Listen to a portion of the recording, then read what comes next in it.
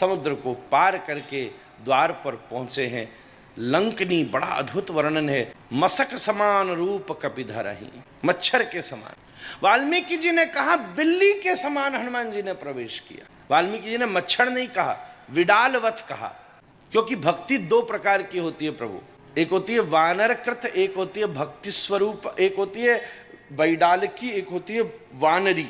मतलब रामानुजाचार्य जी ने इसकी व्याख्या करी। आप अगर बिल्ली को देखो तो बच्चा भागते रहते हैं और बिल्ली मुंह से पकड़कर लाती रहती है ना। और दूसरी होती है वानरी। बंदरों को अगर देखो, वृंदावन आए होगे तो देखा ही होगा महाराज, आजकल तो बंदर वृंदावन के चतुर बहुत और हो गए महाराज।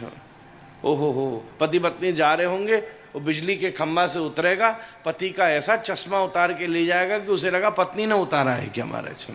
अब तो फ्रूटी और पीने लग गए महाराज, पहले तो रोटी मांगते थे, ऐसे तेज।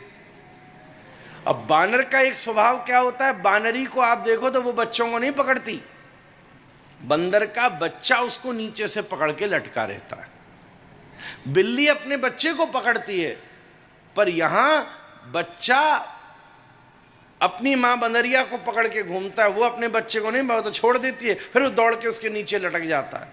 आई डोंट नो कभी आपने देखा कि नहीं देखा। ऐसे ही जीवन में दो प्रकार की स्थितियां होती हैं।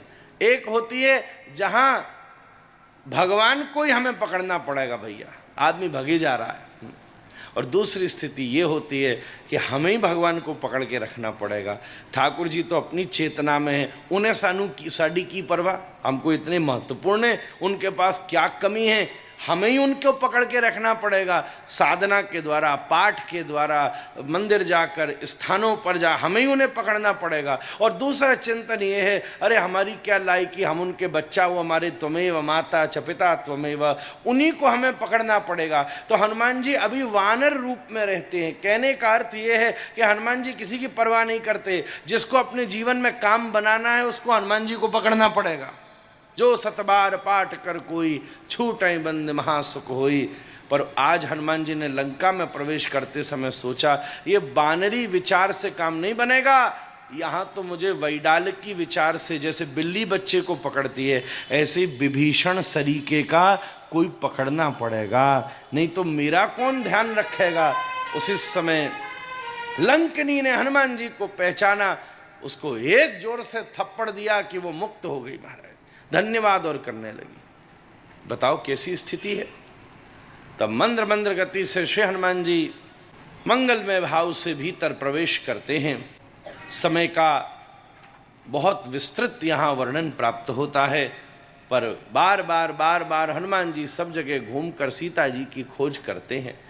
तुलसीदास जी ने विभीषण के साथ हनुमान जी की भेंट कराई है, पर श्रीमद् वाल्मीकि जी ने ये भेंट नहीं कराई। मंद्र मंद्र गति से सब जगह खोजते खोजते हनुमान जी विचार करते हैं, कहाँ मिलेंगी सीता जी, कहाँ मिलेंगी सीता जी, कहाँ मिलेंगी सीता जी। एक बार तो मंदोदरी को भी सीता जी ही मान लिया जाता है, क्योंकि आज तक उन्होंने सीता जी को देखा नहीं था। हर एक स्त्री को वहां परखा कि ये सीता जैसे गुण युक्त है भी कि नहीं, ये राम जी की प्रिया हो सकती है कि नहीं। ये स्थिति हो गई कि हनुमान जी ने एक बार तो सोचा कि इससे बढ़िया हम प्राण ही छोड़ दें, जब मिल ही नहीं रही हैं। तब ध्यान आया, संपाति कुछ कहते थे और भगवान से प्रार्थना करी। ध्यान रखिएगा, सदा पुरुषार्थ के बाद प्रार्थना की शोभा है। पुरुषार्थ ही नहीं किया फिर प्रार्थना की शोभा भी कैसे बनेगी। दोनों का संगम है। जल आप लेकर आओ और फिर मंत्र के साथ शिव पर चढ़ा दो, फूल आप उगाओ और फिर ठाकुर जी के चरणों में समर्पित कर दो। हैं तो वो भी भगवान के ही, उगाने वाले भी भगवान हैं, पर इतना सा सहयोग है कि हम उसका ध्यान रख लें। हनुमान जी को जैसे ही उन्होंने स्तुति करी, उन्हें अशोक वाटिका स्थान का स्मरण हुआ। हनुमान जी महाराज चुपचाप उस अशोक वाटिका में प्रवेश करते हैं तो देखते हैं उस अशोक वाटिका के बीच में, बड़े सारे वृक्षों के बीच में एक मणिमहालय है, जिसमें 1000 खंबे हैं, सोने का सुंदर फर्श है। उसके ठीक बीच में एक बड़ा सुंदर गर्भगृह है, जिसमें सुंदर नक्काशियां हो रही हैं। ठीक उसके बीच में तीन सीढ़ियां बनी हैं, एक में पुखराज लग रहा है, एक में माणिक लग रहा है, एक में नीलम लग रहा है। ठीक उसके पीछे उसके एक बड़ा सुंदर अशोक का वृक्ष बीच में से निकला हुआ है और उससे टिक करके एक कोई दिव्य महादेवी बैठी हुई है। आपने सीरियल में देखा होगा कि बेचारी बैठी है टूटे टाटी जगह, पर ऐसा रामायण में कहीं वर्णन नहीं है। मणिमहालय का वर्णन है, जहाँ मणिमहालय, भैया सीरियल के अलावा भी कभी शास्त्रों से अपने इतिहास को जानना चाहिए। मणिमहालय के बीच सीता जी बैठी थी। अब संकोच हुआ कि मैं उनके पास जाऊं कैसे, उनको कुछ कहूं कैसे।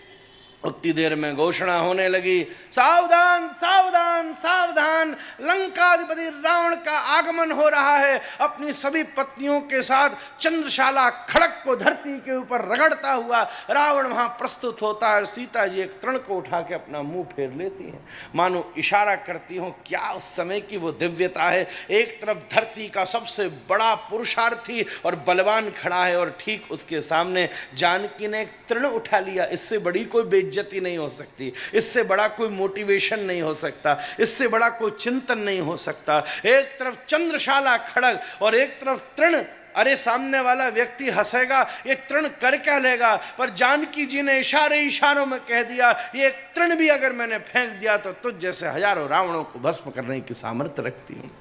पर मेरी इस त्याग को कमजोरी न समझना। हे जानकी, मैं ऐसी बड़ी बड़ी सुंदरियां तेरी सेवा में लगा दूंगा, ये सारा महल तेरा होगा। वो कहाँ राम, अब तो मैं तेरा हरण कर लाया, जंगल में घूम रहा है, छोड़ उसको। सीता जी कहती है, रावण मैं तुझसे सत्य कहूं, अगर राम जी मेरे पति होते, वो पति हैं ही नहीं मेरे, आज तुझे एक रहस्य बता रहा हूं, मेरे पति नहीं है राम जी।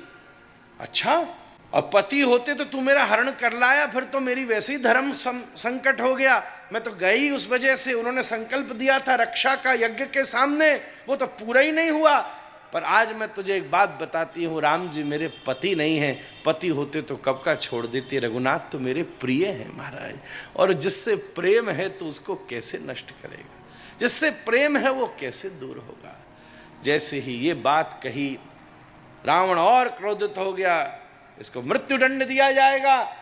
दिनों की मोहलत देकर हनुमान जी की शरीर में खुजली मस्ती थी कि मैं अभी इसको, पर याद है कि मैं तो दूत बन करके आया हूं, कैसे इसको वध करूं, मैं तो दूत बनकर आया हूं। त्रिजटा उस समय वाल्मीकि रामायण के अनुसार राक्षसियों को हटाकर सीता जी को अपने स्वप्न के बारे में बताती है कि मैंने एक बंदर देखा स्वप्न में, यहां लंका में आया।